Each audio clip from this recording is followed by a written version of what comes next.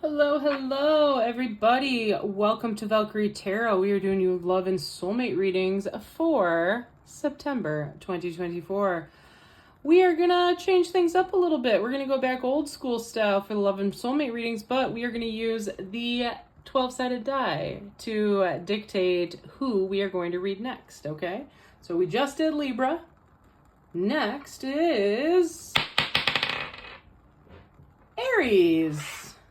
Look at that, popping right out. So you can just, for the record, that is the sign for Aries. Okay, all right, let's see what's going on.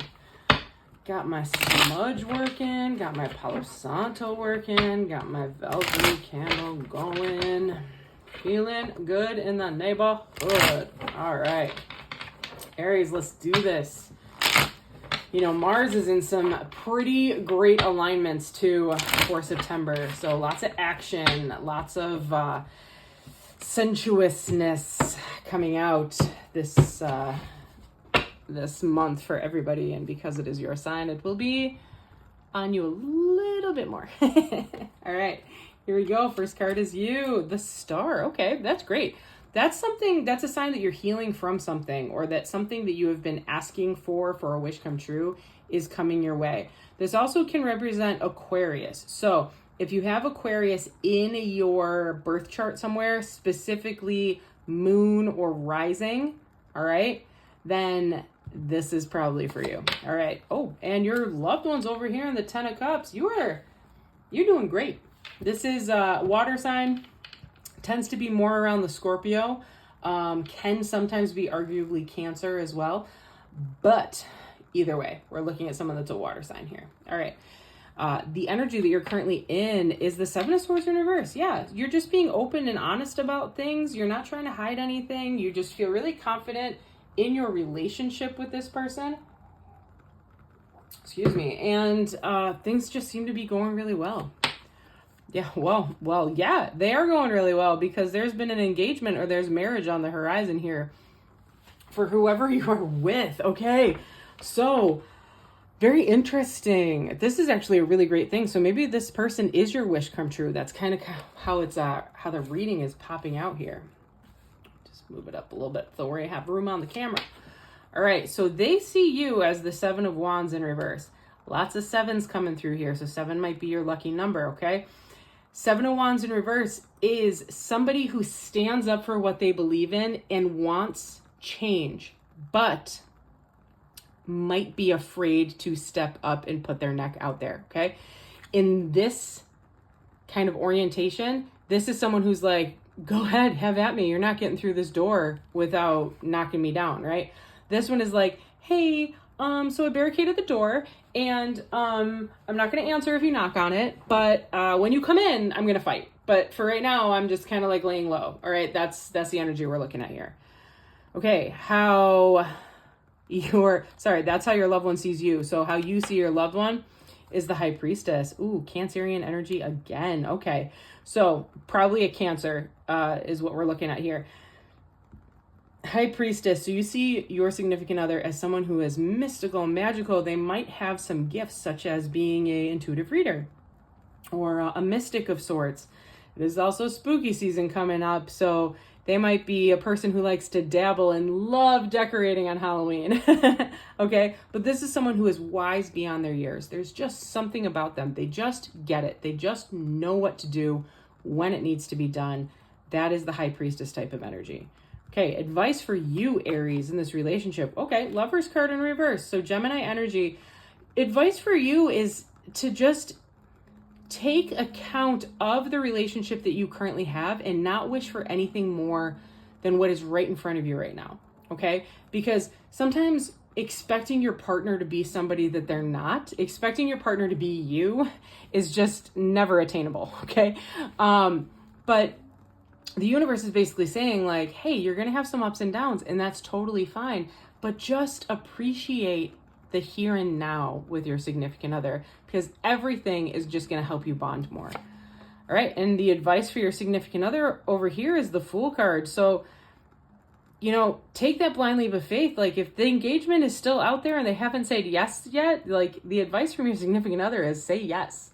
Say yes. So what are you waiting for, right? Because you've been waiting for this your whole life. All right. There is a little bit of anxiety though here because of whatever the situation is between the two of you.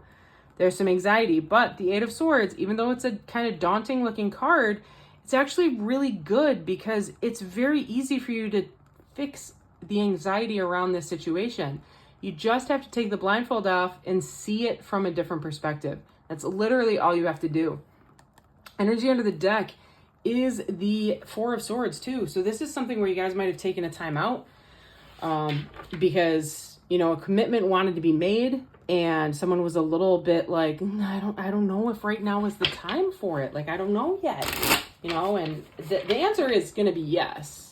Okay, the answer is going to be yes. And if it's not, then they don't know what they're missing out on, Aries. But the answer is going to be yes. There's anxiety revolving around something that's a key factor in how this relationship will continue to work. Okay, so what happened in the past here? Let's see. Unrealistic. Yeah, that's exactly what I was saying. Kind of comparing someone to someone else or expecting somebody to act a certain way. Yeah. And then there's just been a really it might have been hot and heavy, you know, there might have just been somebody makes the other person feel a little drained. Okay. But and we are in the divine feminine type of energy here too. So that is really good because that's also the High Priestess. Okay. This is a reading about feelings, okay? Less about action, more about feelings. And when we are looking at something with this card layout, it really just says like, hey, you've healed from things, you're trying to do things the right way, and you might be a little bit skittish, okay? Or unsure about how things are going to go.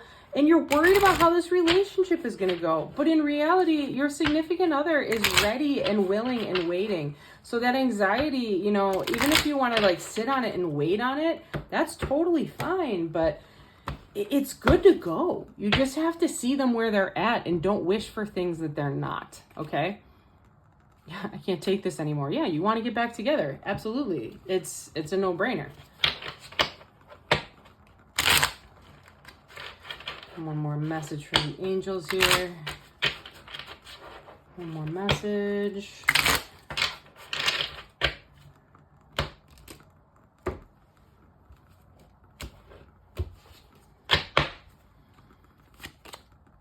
Yeah. Forgiving and learning. Yeah, exactly. So there might have been a controlling type of aspect going on in this relationship at some point, but that's where that Star card is at for you right now, Aries. I think you're good. You guys are going to be fine. Even if you took a little bit of a break, you're going to come back together and this is going to be your be-all, end-all because they are ultimate happiness for you and they see you as someone who's just, just a little unsure right now. And that's okay to be unsure. But if you love someone, you need to understand that becoming a partnership means that that person is going to grow and change and you are going to grow and change throughout that entire timeline of that relationship. And the goal is to grow together and to enhance each other along the line. Whew. Okay, Aries. That was a fun one. You know how it is. If you need an extra reading, you want me to dive in deeper onto this, you contact me. All the information is below this video. Till next time, deuces.